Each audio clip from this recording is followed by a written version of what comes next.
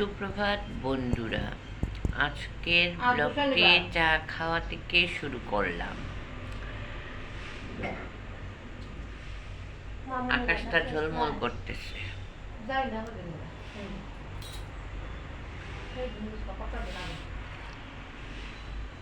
চাটা খেয়ে বাকি কাজ করব, দেখা যাক।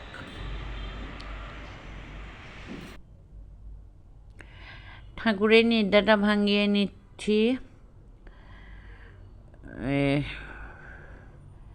এভাবে ঘুম থেকে ওনাদেরকে তুলে নিব এখন। তারপর আজকে ভাবতেছি যে মাসের চৈত্র মাস পড়ে গেছে, একটু ভোগ লাগিয়ে দেব। তাই একটু চৈত্র মাসে ভোগ লাগানোর ব্যবস্থাটা করব। দেখা যাক। এখন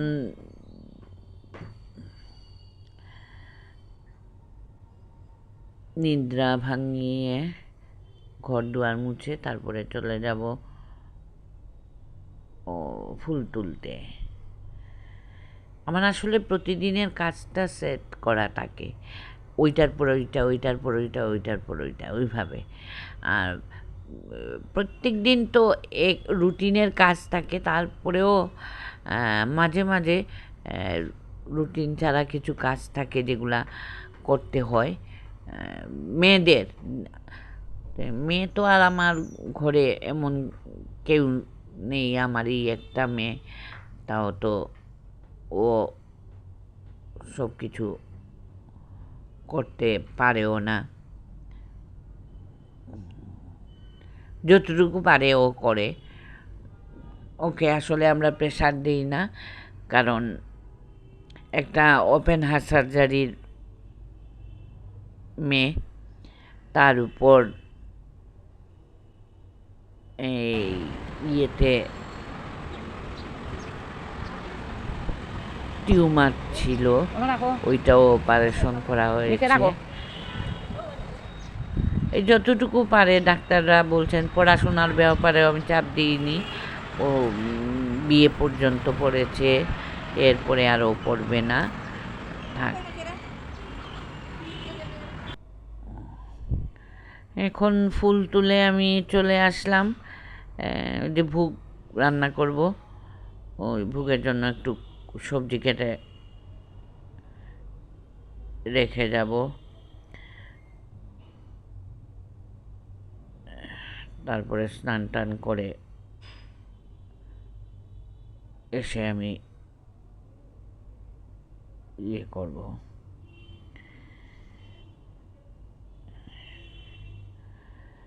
তো আমার হয়েছে কি, আমি তো বললাম যে আমি রুট ক্যানেল করিয়েছি। রুট ক্যানেল করানোর পরে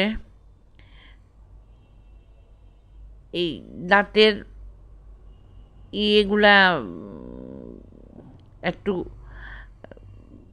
সমানভাবে কেটে নেওয়ার পর বাসায় এসে মুখ ধুয়ে দেখি বাবা চোখের ভিতর একদম যেমন এই দাঁতের ওই রুট ক্যানেলের ইয়েটা কাটার সময়ই, দাঁতগুলো কাটার সময়ই ইয়ে দিয়ে রক্ত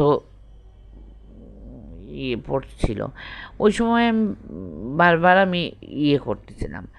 তখন ওরা বলছে, আচ্ছা আপনি কি ইকোস্পিন খান?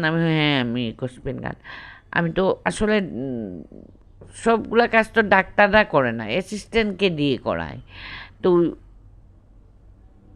অ্যাসিস্ট্যান্টে বলছেন আমাদেরকে তো বললেন না। বললাম এটা তো স্যারের জানা আছে, স্যার তো জানেন। আচ্ছা যাই হোক, ব্লাডটা তো বদ্ধ হচ্ছে না, তো ওরা অনেক ঔষধ টষধ লাগিয়ে তারপরে বলছে এমনিতেই বাসায় গিয়ে যাওয়ার 1 ঘন্টা পরেই বদ্ধ হয়ে যাবে, আর বদ্ধ যদি না হয় তারপরে আমাদেরকে ফোন দিবেন, আমরা বলে দিব ঔষধ খাওয়ার জন্য। আমি আর বাসায় এসে ঔষধ বরফ জল দিয়ে ভালোভাবে ইয়ে করার পর যেমন একটু হয়েছে।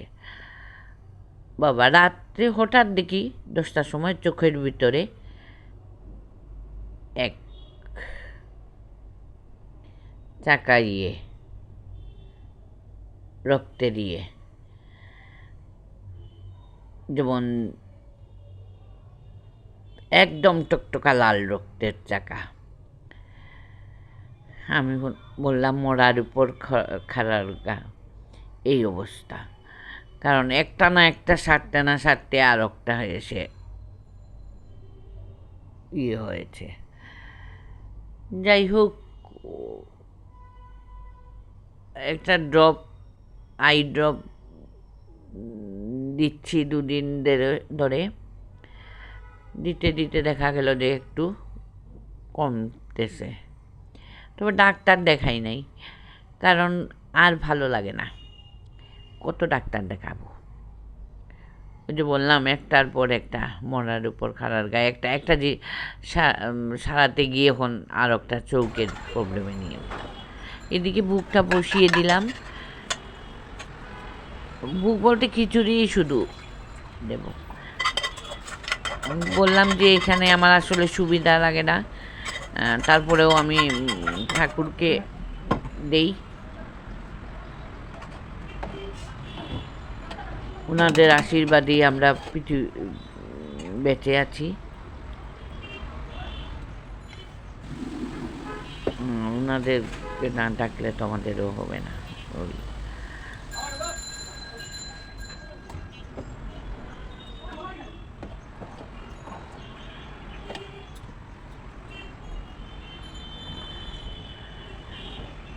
তারপরে চোখের ইয়েটা তো মোটামুটি আজকের দিন দেখতেছি যে লাল ইয়েটা হয়ে গেছে।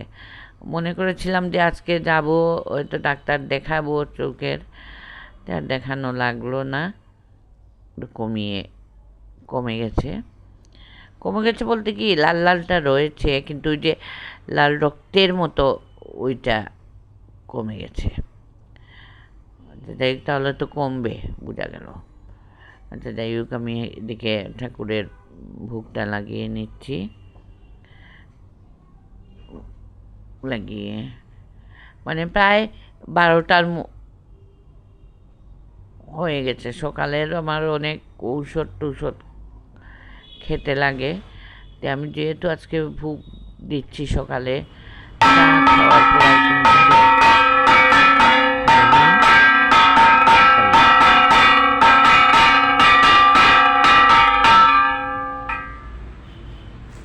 না খেয়েই লাগিয়ে নিচ্ছি বুকটা। তারপর গিয়ে খাবো, খেয়ে দিয়ে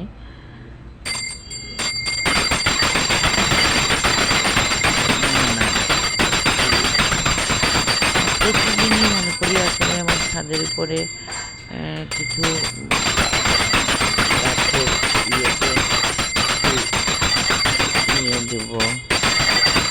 ঘুম থেকে উঠতে দেরি হয়ে যায়, আর কাজগুলো করতে পারি না।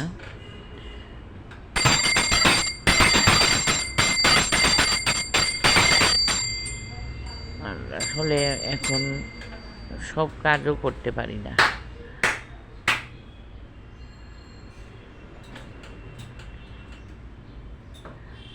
সব কাজ করতে পারলে ভালো হতো।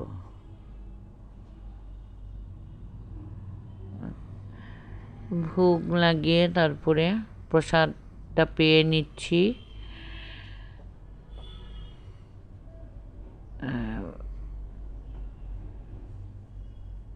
প্রায় 12টাই বাজে। এখন চলে আসছি। ও সকালবেলা আমি মাসিকে মাছ টাছ দিয়ে যাই নাই, এখন মাসিকে মাছ দিয়ে যাব রান্না করার জন্য।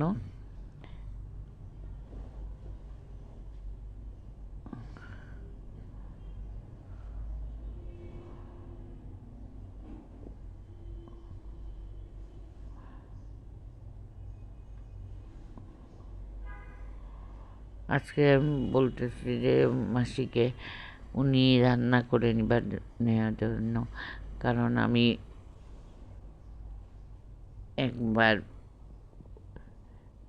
ঠাকুরঘর নিরামিষ রান্না ঘর দুই দিকে দৌড়াদৌড়ি করে আসছি। এই যেরকম পারে নাকি একদিন একটু কষ্ট করে খেয়ে নেবেন, প্রতিদিনই তো নিজে রান্না করেই খেয়ে। তারপর কাপড় মেয়ে নিয়ে আসলো কি প্রচণ্ড বৃষ্টির ভাব। ওই কাপড়গুলো তুলে নিচ্ছি আমি, ভাঁজ করে আলনাতে রেখে দিচ্ছি।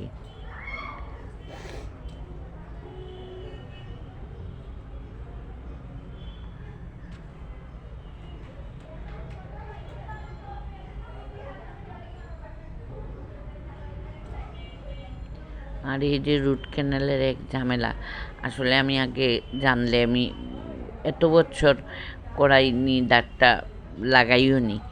আর এখন অধৈর্য হয়ে যাচ্ছি।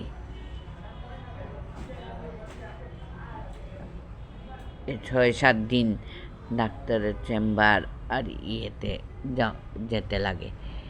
কি ইয়ে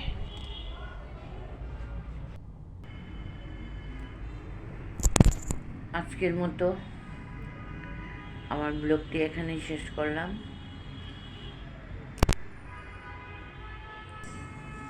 ভালো লাগলে একটা লাইক, কমেন্ট, সাবস্ক্রাইব করবেন। সাবস্ক্রাইব করতে কোনো টাকা পয়সা খরচ করতে হয় না, একটু সাবস্ক্রাইব করে দিবেন। যেখানে